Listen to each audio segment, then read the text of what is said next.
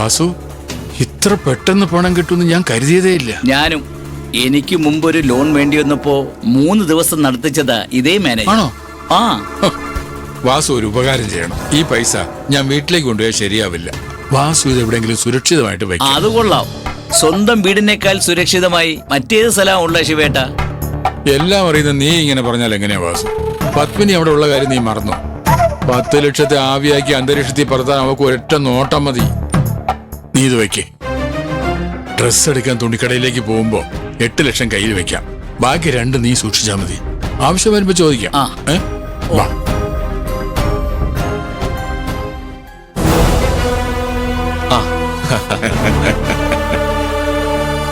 ഇനിയാണ് ജെയിംസ് ചന്ദ്രന്റെ കളി.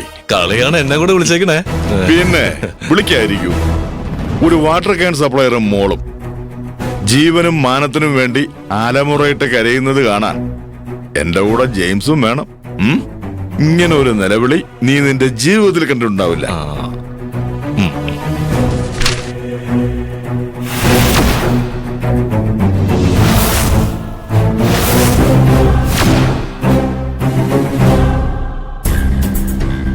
പത്മിനി, എന്താ ശിവേട്ടാ, എന്തെങ്കിലും വേണോ? നീ വന്നേ. 100,000 പണികളാ അടുക്കളയില്. അതിനിടയ്ക്ക് എന്താ ഇപ്പൊ വേണ്ടേ? എന്തെങ്കിലും വേണമെങ്കിൽ ആതിരയോട് പറഞ്ഞൂടെ? അവളെവിടെ? അവള് കടയിൽ പോയിരിക്കുക. അതെന്താ ശിവേട്ട ഇന്ന് കടയിലേക്ക് പോകുന്നില്ലേ? ഇല്ല. എന്തു പറ്റി? ആതിര ഇവിടെ ഉണ്ടെങ്കിൽ നിന്നോട് ചില കാര്യങ്ങൾ മനസ്സോർന്ന് പറയാൻ പറ്റില്ല. അതാ അവളെ ഇവിടെ നിന്ന് പറഞ്ഞയച്ചത്. അതെന്താണാവോ ശിവേട്ടൻ എന്നോട് മനസ്സ് തുറന്ന് സംസാരിക്കാനുള്ളത്? ചോദിക്കാനാ ഉള്ളത്. എന്നാ പിന്നെ അങ്ങ് ചോദിക്കാൻ പാടില്ലേ? ഇങ്ങനെ തല ചുറ്റി മൂക്ക് പിടിക്കണോ? എന്താ ശിവേട്ടൻ അറിയേണ്ടത്? സത്യം. സത്യോ എന്നുവെച്ചാ?